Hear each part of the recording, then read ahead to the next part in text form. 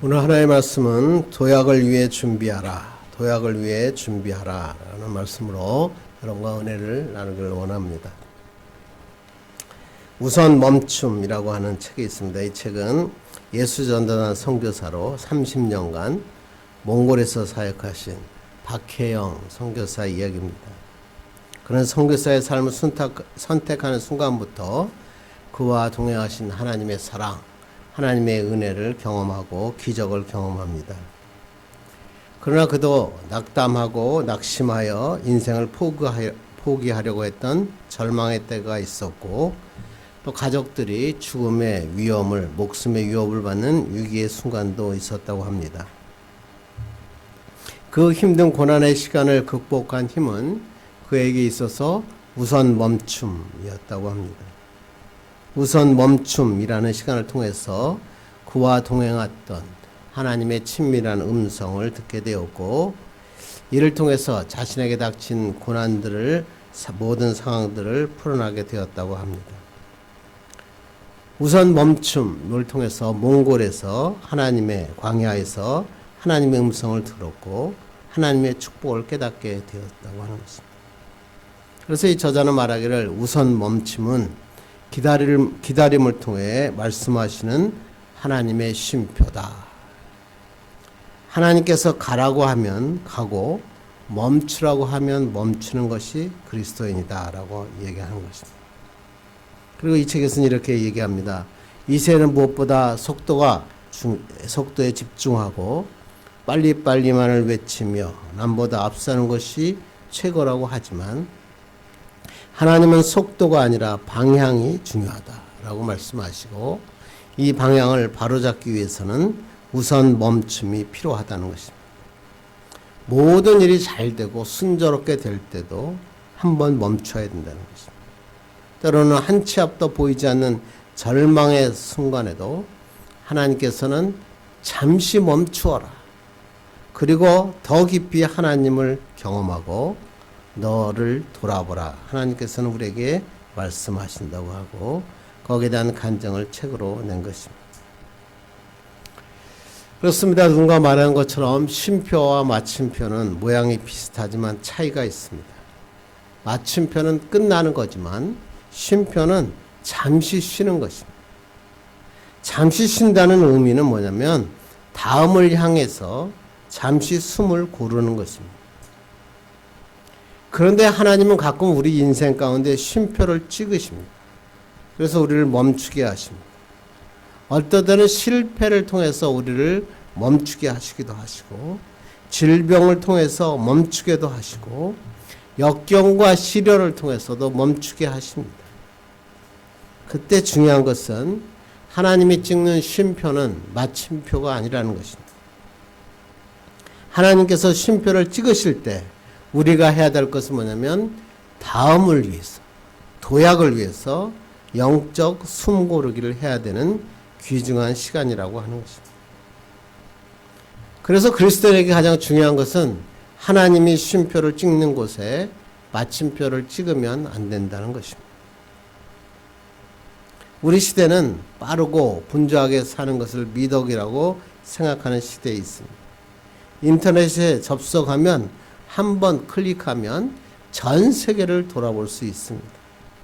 상대방보다 빨리 도달하지 못하면 낙오자가 되고 실패자가 되는 힘겨운 세상 속에 있습니다. 그런데 빠른 것이 좋지만 한 것은 아닙니다. 왜냐하면 너무 빨리 가면 소중한 것을 놓칠 수 있기 때문에 그렇습니다. 앞만 보고 달려가다 보면 함께 가야 될 소중한 사람들을 놓치게 되고, 정신없이 일하다 보면 가장 소중한 건강을 잃게 되기 때문에 그렇습니다.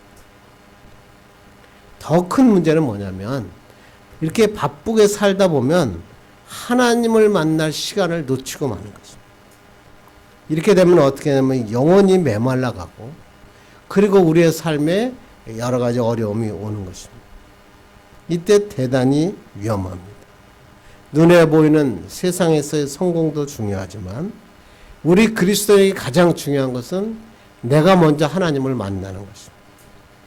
빨리 다는 것이 중요한 것이 아니라 하나님과 함께 가는 게 중요합니다. 왜 그럴까요? 하나님은 우리의 인생의 주권자가 되시고 우리의 처음이자 나중이 되시기 때문에 그렇습니다. 그러므로 지금 너무 바쁘게 인생을 살고 있고 분주하게 삶을 사느라고 정신이 없다면 잠깐 멈추어서 하나님을 만나는 시간을 가져야 됩니다. 달리던 것을 멈추고 하나님을 만나는 시간이 필요하다는 것입니다. 내가 지금 어렵고 힘든 시간에 도저히 내가 걸러갈 수 없는 시간을 만난다면 하나님이 우리에게 쉼표를 찍으신 거예요. 그럴 때 내가 누구인지, 나는 어떠한 자인지 다시 한번 확인하셔야 됩니다. 그렇게 해야 다음에 어떻게 달릴 것인지 하나님은 알게 하십니다. 그러므로 우리의 삶을 더 건강하게 만들고 도약하기를 원한다면 우리는 도약을 위한 준비가 반드시 필요합니다.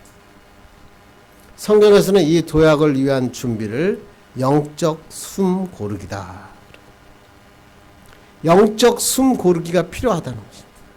정신없이 달리기만 했던 삶을 잠깐 멈추고 하나님이 주신 축복의 삶을 위한 도약을 위한 영적 숨 고르기가 나에게 지금 필요하다는 것을 깨달았기를 바랍니다. 그렇다면 의미는 알겠는데 내 인생의 도약을 위해서 영적 숨 고르기가 무엇입니까? 나는 무엇을 준비해야 되고 숨 고르를 통해서 어떤 것을 해야 됩니까? 오늘 본문이 거기에 대한 말씀에 대한 해답을 주고 있죠. 너 인생의 도약을 위해서는 내 인생을 위한 준비가 필요하다라고 하면서 거기에 대해서 설명하고 있습니다. 우리가 지금 여호수아를 보고 있듯이 이제 여호수아의 이스라엘 백성들이 요단강을 건넜습니다. 그리고 이제 요단강을 건넌 이스라엘 백성들이 이제 가나안 땅에 있는 사람들과 지금 전쟁을 바로 앞두고 있는 그런 시점인 것입니다. 우리 한번 1절 보겠습니다. 시작. 요단 서쪽의 아모리 사람의 모든 왕들과 해변의 가나안 사람의 모든 왕들이 여호와께서 요단물을 이스라엘 자손들 앞에서 말리시고 우리를 건너게 하셨음을 듣고 마음이 녹았고 이스라엘 자손들 때문에 정신을 잃었더라. 가나안에 있는 모든 왕들이 여호와께서 이스라엘을 건너게 하셨다는 소문을 듣고 마음이 녹고 정신을 잃었다. 두려움에 떨었다. 기생 라합이 했던 고백과 똑같은 고백을 지금 가나안 왕들이 이야기하고 있는 것입니다. 다시 말하면 지금 이 가나안의 왕들이 사기가 떨어졌고 두려움에 벌벌 떨고 있는 것입니다. 그렇다면 이때는 어떤 때일까요? 이젠 전쟁할 때입니다. 이 두려움에 떨고 사기가 지금 떨어진 상태였을 때 빨리 쳐들어가서 가나안의 왕국을 다 점령하는 것. 그것이 바로 이 세상 사람들이 말하는 전술입니다. 그런데 하나님은 이 좋은 기회에 전쟁하기에 정말 적합한 시간에 하나님은 뜻밖의 명령을 오늘 본문은 우리에게 말씀하고 있습니다. 2절 보겠습니다. 시작. 그때 여호와께서 여호수아에게 이르시되 너는 부싯돌로 칼을 만들어 이스라엘 자손들에게 다시 할례를 행하라 하시매. 그때가 어디요? 요단강을 건넌 후에 지금 가나안 땅들이 벌벌 떨고 있을 때 하나님께서는 싸워라, 무찔러라, 넘어뜨려라 그렇게 한 게 아니라 새로운 명령을 주세요. 뭐죠? 부싯돌로 칼을 만들어 할례를 행하라. 부싯돌은 원어로 하르모트 추리라고 하는 건데 돌로 만든 칼이라는 의미입니다. 이때 사용된 돌은 매끄럽고 단단하고 유리와 같은 흑요석일 것이다 라고 얘기하고 가나안 땅에 이런 흑요석이 굉장히 많았다고 합니다. 이것은 이 원시적인 돌을 사용하시면서 많은 사람이 돌을 사용할 수 있도록 하셨고 또 감염으로부터 완전히 안전했기 때문으로 하나님께서는 이 부싯돌을 통해서 할례를 행하라고 한 것입니다. 그러자 이스라엘 백성은 어떻게 합니까? 3절 봅니다. 시작. 여호수아가 부싯돌로 칼을 만들어 할례산에서 이스라엘 자손들에게 할례를 행하니라. 여호수아는 아무런 질문도 하지 않고 여호와의 명령에 따라 백성에게 할례 의식을 행합니다. 그래서 그 장소를 할례산이다. 아마 이 할례를 행했기 때문에 붙여진 이름일 것입니다. 그래서 할례는 원래 창세기를 보면 태어난 지 8일 만에 할례를 하게 되는 거죠. 그런데 오늘 본문을 보면 아이들에게 할례를 행하는 것이 아니라 이스라엘 모든 남자들에게 할례를 행하는 것입니다. 이해가 좀 안 되지 않습니까? 지금 그 가나안의 왕들이 두려워 떨고 있을 때 전쟁을 통해서 그들을 무찔러야 될 텐데 바로 전쟁을 앞둔 상태에 하나님께서 할례를 행하라고 하고 그 할례를 행한 것입니다. 그게 문제가 있는 거죠. 할례를 지금 행하면 그 할례를 멈출 때, 아프기 상처가 머물 때까지 한 일주일 정도 시간이 필요합니다. 그런데 하나님께서는 이스라엘 백성에게 여호수아를 통해서 하나님에게 하신 말씀에 순종합니다. 하나님이 멈춰라. 멈추고 할례를 행하라 그랬더니 바로 할례를 행하는 멋진 그리스도인의 참모습을 보여주고 있습니다. 왜 할례를 행하라고 했습니까?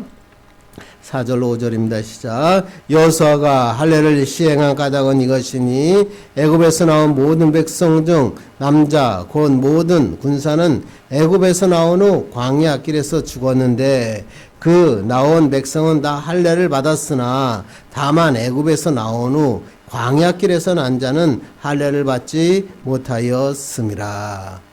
이들에게 할례를 행하라. 그런 것은 뭐냐면 출애굽 1세대 그러니까 이집트에서 애굽에서 태어난 자들은 전부 다 태어난 지 8일 만에 할례를 받고 나왔다는 거죠. 그런데 이스라엘 백성 애굽에서 나올 때 지금 그 이스라엘 백성의 20세 이상 중에는 여호수아와 갈렙을 제외하고는 모두 광야에서 다 죽었어요. 그래서 여호수아를 좀 따르고 있는 백성들은 다 광야에서 태어난 자들인데 할례를 받지 않았습니다. 왜 그럴까요? 38년 동안 무려 38년 동안 할례를 행하지 않았기 때문에 그랬습니다.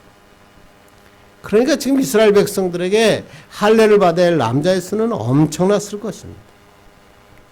성경 주석가들에 의하면 최소한 70만 명이 대상이었다 이렇게 얘기합니다. 그런데 문제는 뭐죠? 70만 명의 남자가 할례를 받게 되면 전쟁을 할 수 없다는 것입니다. 최소 3일에서 일주일은 아무것도 할 수 없이 멈춰야만 했던 것입니다. 전쟁을 통해서 가나안 전국을 정복하는 게 아주 시급한 이 시점에 하나님께서는 이스라엘 백성을 멈추게 하셨어요. 왜 멈추게 하셨을까? 아예 성인 남자들이 움직일 수 없을 정도로 아예 멈추게 하셨어요. 그건 이유가 있는 거죠. 하나님의 말씀 뭐예요? 가나안 정복보다 더 중요한 게 있다는 거예요. 너가 가나안을 정복하기 위해서는 새로운 인생으로 도약하기 위해서는 준비할 것이 있다고 이야기하는 것입니다. 이 도약을 위한 준비가 영적 숨고르기입니다.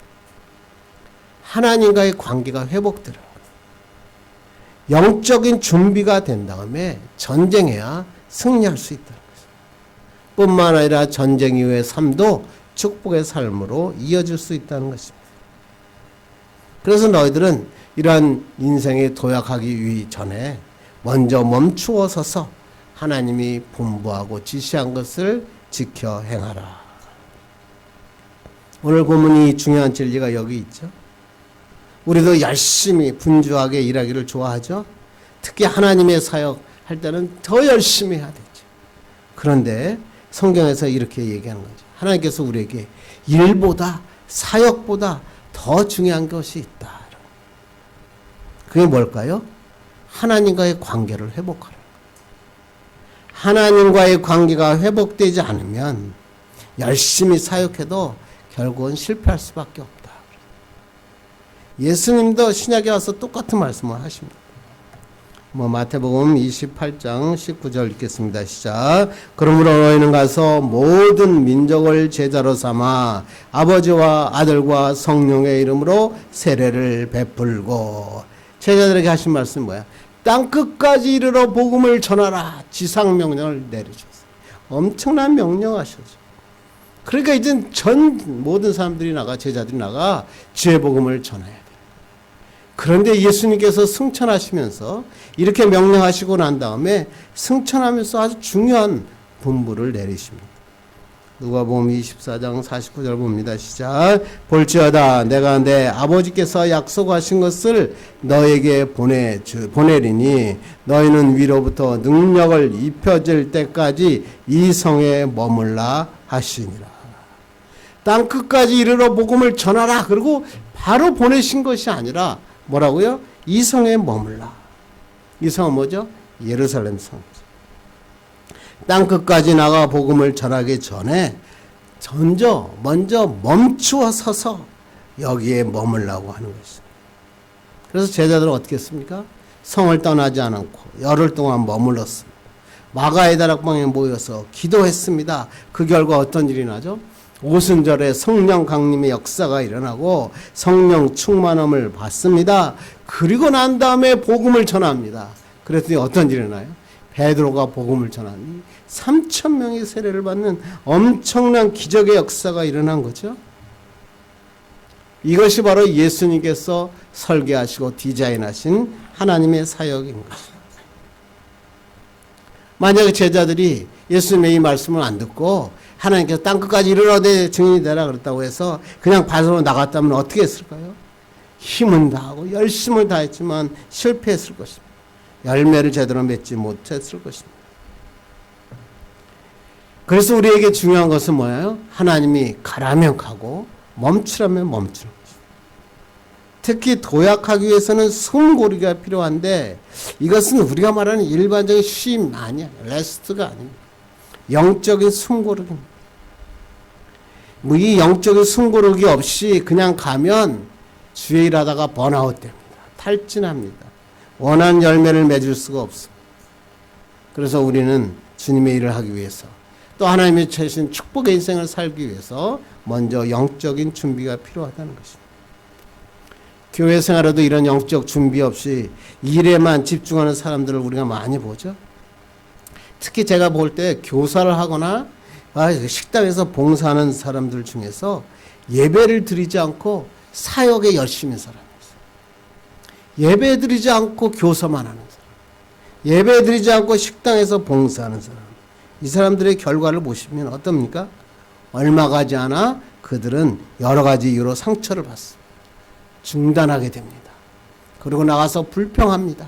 불만을 갖게 됩니다. 그러므로 우리 인생에서 삶의 도약이 필요할 때, 내 인생이 이대로는 안 될 때, 내가 이제는 정말 새로운 길을 뛰어 나가기 위해서는 주님의 일을 열심히 하고 싶을 때 잠깐 가던 길을 멈추셔야 돼요. 영적인 숨고르기를 통해 영적인 준비를 하셔야 됩니다. 하나님 앞에서 나를 점검하는 거예요. 나에게 필요한 하나님의 말씀이 무엇인가? 그렇다면 우리의 인생에 도약이 필요하다고 느껴질 때, 정말 하나님 앞에 쓰임받는 인생으로 살고 싶을 때, 하나님께서 우리에게 우선 멈춤의 사인을 주실 때 우리가 멈춰서 무엇을 해야 될까요? 오늘 본문을 통해서 이 우선 멈춤을 통해서 우리가 도약을 위한 준비가 무엇인지 살펴보고 은혜 받기를 주님의 이름으로 축원합니다. 첫째는 뭐냐면 하나님의 자녀임을 기억하라. 인생을 도약하기 위해서 내 삶의 새로운 전환점을 얻기 위해서는 첫째, 하나님과의 관계를 다시 한번 확인하라는 것입니다. 우리 한번 2절을 다시 한번 읽겠습니다. 시작. 그때 여호와께서 여호수아에게 이르시되 너는 부싯돌로 칼을 만들어 이스라엘 자손들에게 다시 할례를 행하라 하시매. 길갈에 멈추어서 할 일은 뭐라고요? 너가 할례를 행하라. 오늘 두 가지 큰 명령을 내리신 거예요. 첫째가 뭐예요? 할례를 행하라. 할례가 뭐죠? 그래, 창세기 17장 10절 봅시다. 시작. 너희 중 남자는 다 할례를 받으라. 이것이 나와 너희 후손들에게 지킬 내 언약이니라. 할례는 뭐예요? 언약의 증표화. 아브라함의 후손으로 우리가 언약의 백성임을 보여주는 것이 할례다. 그런 얘기죠. 그런데 이스라엘 백성들은 무려 38년 동안, 여기 성경은 40년 이렇게 나오지만 정확히는 38년 동안 할례를 받지 못했습니다. 그럼 왜 이스라엘 백성들은 38년 동안 할례를 행하지 않았습니까? 여기엔 여러 가지 해석이 있을 수 있겠죠. 광야 기간 동안에는 이스라엘 민족이 다른 민족과 섞이지 않기 때문에 할례를 행할 필요가 없었기 때문이다 라고 이야기할 수도 있습니다. 또 어떤 주석가들은 광야에서는 계속 이동을 해야 되기 때문에 할례를 행할 수 없다는 거예요. 일주일 동안이라는 긴 시간을 멈출 수 없었다라고 얘기합니다. 그런데 성경은 바로 거기에 대한 해답을 성경은 오늘 본문은 이렇게 얘기합니다. 6절 읽겠습니다. 시작. 이스라엘 자손들이 여호와의 음성을 청정하지 아니하므로 여호와께서 그들에게 대하여 맹세하사 그들의 조상들에게 맹세하여 우리에게 주리라고 하신 땅 곧 젖과 꿀이 흐르는 땅을 그들이 보지 못하게 하리라 하시매 애굽에서 나온 족속 곧 군사들이 다 멸절하기까지 40년 동안을 광야에서 헤매었더니 그들의 대를 잇게 하신 이 자손에게 여호수아가 할례를 행하였으니 그 길에서는 그들에게 할례를 행하지 못하였으므로 할례 없는 자가 되었음이었더라. 이스라엘 백성이 40년 동안 광야에서 방황하다가 죽어간 이유는 하나님의 가나안 땅에 대한 하나님의 약속을 믿지 못하였고 하나님의 음성을 청정하지 않았다는 거죠. 뭐죠? 정탐꾼 얘기죠. 우리가 알듯이 모세가 12명의 정탐꾼을 보냈는데 10명의 정탐꾼이 부정적인 보고를 합니다. 하나님이 약속하신 땅을 보고 와서는 싸워서 이길 수 없다고 얘기합니다. 그런데 문제는 뭐죠? 이스라엘 백성들이 이 10명의 정탐꾼의 보고에 동의를 합니다. 그리고 가나안을 건너가면 되는데 거기서 광야길로 가버려요. 하나님의 약속을 신뢰하지 못한 거예요. 이스라엘 백성이 하나님의 약속을 불신하니까 하나님도 그들을 나의 언약의 백성이라고 여길 필요가 없는 것입니다. 그들은 언약 백성으로서의 자격을 일시적으로 상실한 것입니다. 그들은 38년 동안이나 광야를 통과하면서 할례를 받지 못하고 되었던 것입니다. 그래서 오늘 본문에 보니까 뭐라고요? 할례 없는 자가 되어 방황 38년을 다녔다. 7절에 그렇게 나오고 있죠. 하나님의 백성이 아닌 이방인처럼 살았다는 것이죠. 분명히 하나님의 백성인데 하나님의 말씀대로 살지 못하고 영적인 구하처럼 38년을 헤맸다. 그래서 하나님께서는 이 전쟁을 앞두고 이스라엘의 도약을 앞두고 이들에게 이 인생의 그 할례 없는 자의 삶을 종결시키시고 하나님의 백성으로 가나안 땅에 들어가시기 위해서 할례를 베푸신 것이다. 본문은 정확하게 이야기하고 있죠. 이제 이스라엘 백성이 할례를 통함으로 하나님의 백성의 모습을 갖추게 됩니다. 이 말은 뭐죠? 이제 하나님의 자녀로 하나님의 힘으로 살게 되었다. 이런 거 놀라운 말씀 아닙니까? 그래서 9절은 이렇게 우리에게 얘기합니다. 시작. 여호와께서 여호수아에게 이르시되 내가 오늘 애굽의 수치를 너희에게서 떠나가게 하셨다 하셨으므로 그곳 이름을 오늘까지 길갈이라 하느니라. 할례는 뭐예요? 애굽의 수치를 너에게서 떠나게 한 것이다. 그러니까 애굽의 수치를 잘라버린 행위가 할례다라고 얘기합니다. 이스라엘 백성 애굽에서 수치와 멸시를 당하면서 살았죠. 그런데 하나님께서 할례를 행하심으로 이제는 이 모든 멸시와 수치를 건져내고 하나님의 백성으로 살게 하셨다. 그래서 그 이름을 길갈이다. 길갈의 원래 뜻은 둥근 원이다 이런 뜻이죠. 그런데 원래 이제 갈날이라는 단어가 굴러가다 이런 뜻이거든요. 그래서 그거를 가지고 연관시켜서 이 단어를 만든 겁니다. 그래서 할례를 행함으로 애굽의 수치를 이스라엘로부터 굴러가게 하셨다. 그러니까 벗어버리게 하셨다라고 길갈이라고 하는 것이 되었고, 이 길갈은 어떤 것이에요? 이스라엘 백성이 하나님의 자녀임을 확인하는 곳이 된 것입니다.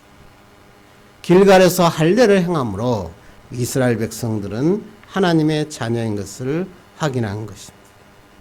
우리도 마찬가지죠.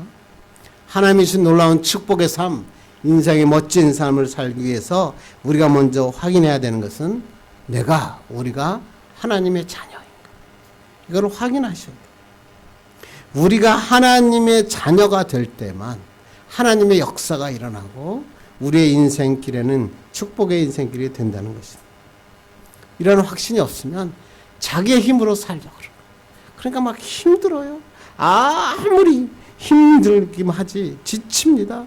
문제는 더 쌓입니다. 풀리지가 않습니다. 축복의 인생으로 도약할 수 없습니다. 왜? 우리가 가진 힘은 연약하고 한계가 있기 때문에 그렇습니다. 그러나 하나님께서 우리 하나님 되시고 우리 아버지가 되시면 이야기는 다르죠. 하나님이 우리 아버지가 되는 순간 우리는 내 힘으로 사는 게 아니에요. 하나님의 힘으로 살아가게 되죠. 그러니까 누가 우리 앞길을 막겠습니까? 과연 우리를 함부로 건드릴 사람이 누가 있겠습니까? 이것이 바로 하나님 자녀됨의 축복입니다. 그래서 이사야는 이렇게 얘기합니다. 읽겠습니다. 시작. 두려워하지 말라. 내가 너와 함께함이라. 놀라지 말라. 나는 내 하나님이 됨이라. 내가 너를 굳세게 하리라. 참으로 너를 도와주리라. 참으로 나의 의로운 오른손으로 너를 붙들리라. 하나님의 자녀가 되면 하나님이 책임지겠다. 그런 거 아니에요. 능력의 손으로 붙잡아 주시겠다. 굳세게 하시겠다. 도와주시겠다. 매일매일 성경을 읽어도 이 은혜의 감격이 있어요. 우리 인생에서 진짜 중요한 것은 환경, 사람이 아니에요. 나를 공격하는 것은 대적이나 질병의 문제가 아니에요. 내가 하나님 안에 지금 거하고 있는가. 다시 말하면 아무리 어려운 문제가 우리 앞에 닥쳐도 어려운 장벽이 내 앞에 있어도 하나님 안에만 거하게 되면 하나님의 자녀인 것이 확인되기만 하면 누가 해결해 주신다?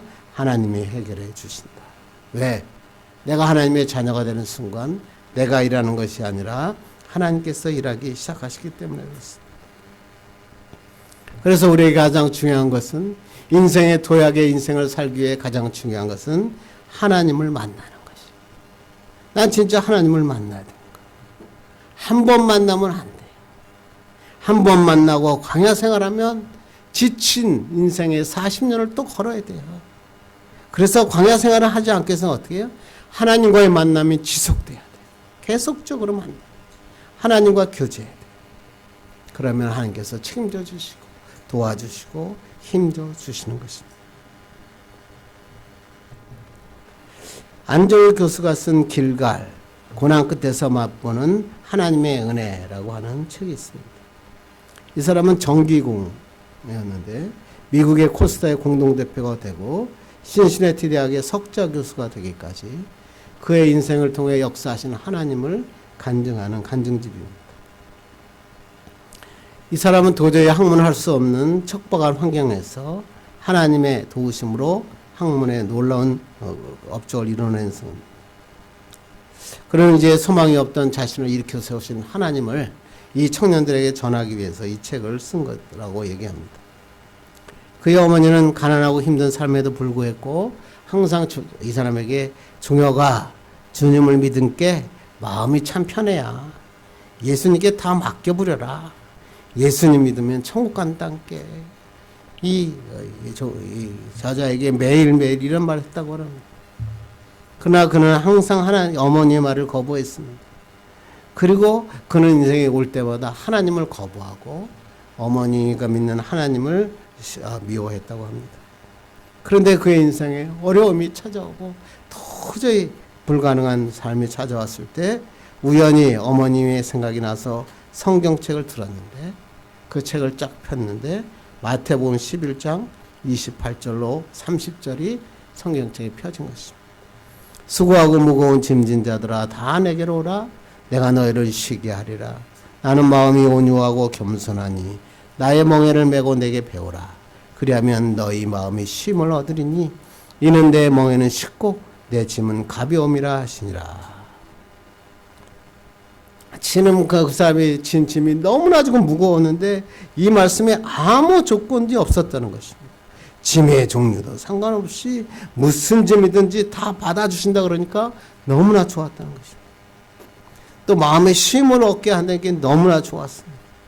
근데 나중에 보니까 멍에를 매는 게 좀 걸렸는데 멍에가 쉽고 가볍다 그래서 당연했다. 그런데 그 말씀을 읽었는데 말씀이 역사하는 능력이라는 경우를 이 저자가 경험합니다. 말씀을 읽을수록 눈물이 난 겁니다. 무거운 인생의 짐을 예수께 맡기고 싶어집니다. 야, 내 짐, 이 무거운 짐을 이분이 맡아주시면 너무나 좋겠다. 그런 생각이 들었답니다. 그런데 그렇게 짐을 내려놓고 그 하나님의 은혜가 충만한 걸 깨달았는데도 현실의 짐은 점점 더 무거워졌습니다. 그 다음에 나의 짐을 물고 이제 멍에까지 가는 인생을 살 걸 생각하니까 그 앞이 무너졌다고 합니다. 그래서 3일 동안 하나님 앞에 금식하며 기도하기 시작했답니다. 그리고 하나님 앞에 이렇게 기도했습니다. 하나님, 주님 이제 행복합니다. 평생 주님의 제자로 살겠습니다. 박사학위도 주님 발 앞에 기꺼이 내려놓습니다. 주님만 따르겠습니다. 이 박사학위를 받아야 되는데 이 박사학위를 도저히 받지 못하고 있는 겁니다. 이른 새벽에 조지아텍 반도체 청정연구실에 아무도 없었다고 합니다. 그는 찬바닥에 무릎을 꿇고 주님께 기도했다고 합니다. 더 이상 부르짖을 힘도 남아있었지 않지만 그는 그냥 이 형편과 낙심한 이 솔직한 이 마음을 주님께 말씀드렸습니다. 그런데 이 기도하고 있는데 놀라운 일이 일어납니다. 이 실험실에 마이크로모터의 회로들이 갑자기 돌기 시작한 것입니다. 그러나 흥분하여 소리를 질렀습니다. 주님, 주님, 더 빨리 돌려주세요. 주님, 주님 감사합니다. 아마 누가 봤다면 영락 없이 미친 사람인 줄 알았을 거라고 얘기합니다. 손뼉 치고 깡충깡충 뛰고 두 손을 모아 기도하고 눈물 흘리고 조지아텍의 청정연구실에서 성령님 인도하는 1인 부회를 경험한 것입니다. 아무리 그렇게 애를 쓰고 연구해도 돌지 않았던 마이크로 모터가 그날 밤 새벽에 왜 돌았는지 아직도 모른다. 다만 이 저자가 알 수 있었던 것은 뭐냐면 하나님께서 설계하신 모터를 나를 위해 돌게 하셨다는 것입니다. 그는 이 일로 인해서 박사학위를 받고 신시내티 대학의 교수로 임명되게 됩니다. 방직 공장의 전기공이었던 그가 하나님의 은혜로 미국 주립대학의 전자공학과 교수가 된 것입니다. 하나님의 계획과 간섭함이 아니고는 설명할 수 없는 감격이었습니다. 고난의 시간을 통해서 잠깐 멈춤의 시간을 통해서 하나님을 만났습니다. 하나님의 관계가 회복됐습니다. 그러자 기적 같은 일들이 일어난 것입니다. 도약하는 인생을 살게 된 것입니다. 이것이 그리스도인입니다. 그리스도는 인생이 어려울 때 잠시 멈춤, 숨 고르기가 필요할 때 하나님을 바라봐야 돼요. 그냥 쉬는 걸 의미하는 게 아니에요. 안식이라는 말이 그런 말이 아닙니다. 모든 일이 얽혀져 풀리지 않을 때 그 일에 매달리면 더 실타래는 엉킵니다. 이 모든 것을 다 버리고 하나님께 맡기는 겁니다. 하나님께 부르짖는 것입니다. 기도하는 것입니다. 그렇게 하면 하나님이 길을 열어주세요. 이 하나님께서 이 마이크로모터를 하나님께서 이 돌려주시는 분이 하나님이시죠. 하나님께 모든 것을 맡기고 기도할 때 내가 하는 것보다 하나님이 하시니까 엄청난 역사가 일어나는 것입니다. 우리가 힘들고 어렵죠? 그럴 때 인생의 도약을 위해서 우리가 해야 될 일은 뭐예요? 하나님께 기도하는 거예요. 하나님을 만나는 거예요. 내가 하나님의 자녀임을 알아야 되는 거예요. 하나님께서 일하시게 하는 거예요. 하나님의 자녀로서 고백해야 되는 거예요. 입술의 고백이 머리에서 그치면 안 돼요. 내 마음의 진정으로 하나님 앞에 머리 숙일 때 길갈에서의 모든 수치와 모든 것을 멸시를 길갈에서 굴려버려야 됩니다. 내 인생의 모든 수치는 주님께서 굴려버려 주십니다. 이걸 통해서 나가는 하나님의 사람 되기를 간절히 바랍니다. 둘째, 우리가 이 잠시 멈춤의 시간을 통해서 준비해야 될 것은 십자가의 은혜를 기억해야 합니다. 인생의 도약을 위해서 두 번째 해야 될 것은 영적인 숨 고르기를 통해서 십자가의 은혜를 기억해야 합니다. 죽을 수밖에 없던 죄인이 죽음에서 벗어나 하나님의 자녀가 되고 축복의 삶을 살게 하신 것은 십자가의 은혜 아니면 불가능하다. 그러므로 이 십자가의 은혜를 잊지 말아야 돼. 오늘 본문은 이스라엘 백성이 길갈에서 행했던 또 하나의 사건을 소개하고 있죠. 그것은 뭐예요? 유월절입니다. 오늘 10절 봅니다. 시작. 또 이스라엘 자손이 길갈에 진쳤고 그달 14일 저녁에는 여리고 평지에서 유월절을 지켰으며, 유월절식이 행해진 여리고 평지는 요단 서쪽의 넓은 초원의 지대를 말하고, 신명기에 보면 이스라엘 백성이 가나안 땅에서 유월절을 지키라 그렇게 명령을 하셨거든요. 그래서 여호수아와 이스라엘 백성은 신명기의 규정에 따라 가나안 땅에서 첫 번째 유월절을 지킨 겁니다.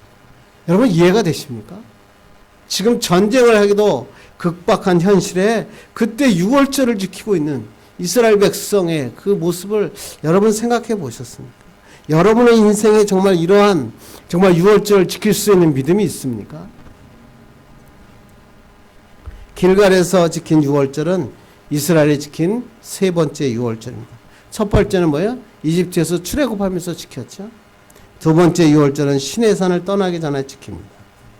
그런데 이스라엘 백성 광야 38년 동안 유월절을 한 번도 지키지 않습니다. 유월절을 지키지 않았다는 건 뭐예요? 내 힘으로 살려고 했다는 거예요. 그 결과 이들은 뭐예요? 광야 생활이 행복하지 않았어요. 매일 불평하고 불만하고 결국 거기에 대해서 성인된 자들은 하나님이 준 축복의 땅을 밟아보지도 못하고 죽고 맙니다.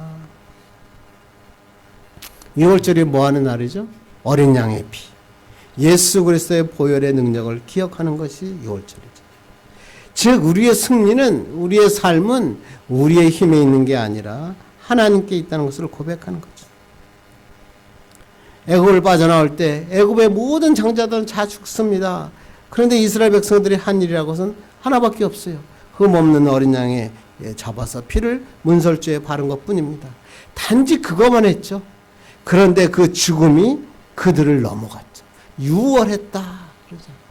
그래서 그것을 유월절이다.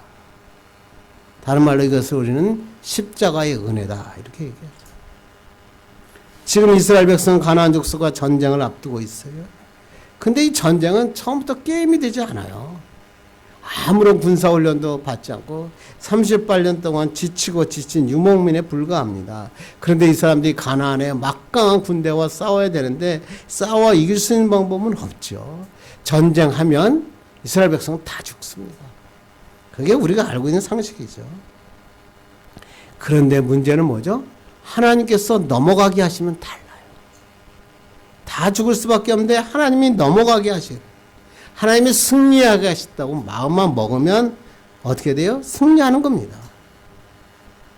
그래서 하나님께서는 이 십자가의 은혜, 유월의 은혜를 기억하라고 유월절을 지키게 하신 것입니다.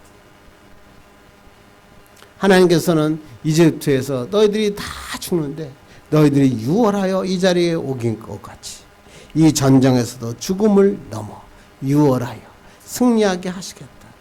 이렇게 말씀하신 것입니다. 그래서 너희들은 가나안 땅에 들어가게 되면 너희들의 힘 믿지 말고 하나님의 능력, 십자가의 은혜만 붙잡으라. 그래서 유월절을 지키라고 하신 것이죠. 신약에 보면 예수님께서도 유월절에 뭘 하시죠? 예수님과 제자들과 함께 최후의 만찬을 하시죠. 그래서 떡과 포도주를 하면서 내 살과 피니라. 그리고 그들에게 이제는 너의 힘으로 살지 말고 십자가의 길, 승리의 길을 걸어라. 예수님이 함께 하시겠다라고 하시는 놀라운 축복을 보여주신 거죠. 그래서 이 성찬식을 통하여 최후의 만찬을 통하여 하나님 나라의 기쁨을 미리 맛보게 하신 것입니다. 오늘 우리나라 교회에서도 성찬을 통하죠. 이 6월절에 하나님이 주셨던 최후의 만찬을 기억하는 거 아닙니까? 우리는 예수님의 살과 피를 상징하는 떡과 포도주를 먹으면서 예수님의 고난을 생각하고 십자가의 은혜를 생각하는 것입니다. 그러므로 우리는 6월절 잊지 말아야 돼요. 이 앞으로의 모든 도약하는 삶은 십자가의 은혜로 살게 될 것이다. 그래서 이 십자가의 은혜를 기억하기 위해서는 예배를 놓치면 안 돼요. 예배의 삶을 살아야 돼요. 예배의 삶에 실패하면 38년 다시 걸어야 돼요. 하나님 앞에 예배하는 그 시간에 내가 아무리 인간적으로 노력하고 아무리 애써도 얻어내는 것은 아무것도 없어. 광야 38년 다시 도는 것입니다. 그러나 하나님께 완전히 맡기고 하나님의 유월절을 지킬 때, 예배의 삶을 살 때 놀라운 축복의 역사가 일어나는 것입니다.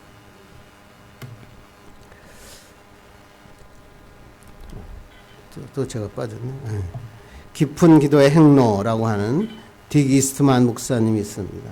이 사람은 큰 선교 센터를 짓고 문서 선교를 하고 있었는데 25살에 후두에 종기가 납니다. 그러면 쉽게 하면 후두암에 걸린 것입니다. 아니 목사는 목을 써야 되는데 아무것도 못하게 된 것입니다. 설교도 못하고 아무것도 못하고 병은 점점 악화되었습니다. 의사는 치료할 방법이 없다 얘기합니다. 뭐 아프리카 선교는 고사하고 목회도 못하게 된 것입니다. 그때 그는 하나님 앞에 기도합니다. 골방에 나가서 기도합니다. 그런데 놀라운 일이 일어납니다. 예전에 알지 못했는데 기도의 참맛을 알게 됩니다. 사역도 설교도 다 놓고 하나님 앞에 깊은 교제에 갑니다. 매일 기도합니다. 매일 찬송합니다. 매일 예배합니다. 그렇게 예배하는 삶 중에 보혈의 은혜로 목에 그 후두암으로 걸렸던 종양이 하나도 없이 사라진 겁니다. 그러면서 그는 기도 사역에 새로운 눈이 떠졌죠. 그래서 그걸 책으로 깊은 기도의 행로다. 신대원 갈 때 우리가 필독서로 읽던 책 중에 하나죠. 그래서 그 사람은 세계를 변화시키는 기도학교라는 그 학교를 세우고 총재로서 많은 사역을 하게 됩니다. 그래서 항상 사람들에게 십자가의 은혜를 기억하라. 십자가의 은혜를 기억하라. 그리스도인은 하나님의 은혜 아니면 살 수 없습니다. 십자가 은혜가 아니면 우리의 자녀가 될 수 없습니다. 죽음의 자리에서 건짐을 받을 수 없다는 것입니다. 그러므로 우리는 항상 유월절을 지키며 하나님의 십자가의 은혜를 기억하고 예배하는 삶을 살게 될 때 여러분의 모든 어려움과 환난, 장애물을 하나님이 유월 넘어가게 하십니다. 이런 축복의 역사가 일어나기를 주님의 이름으로 축원합니다. 이제 말씀해 주려고 합니다.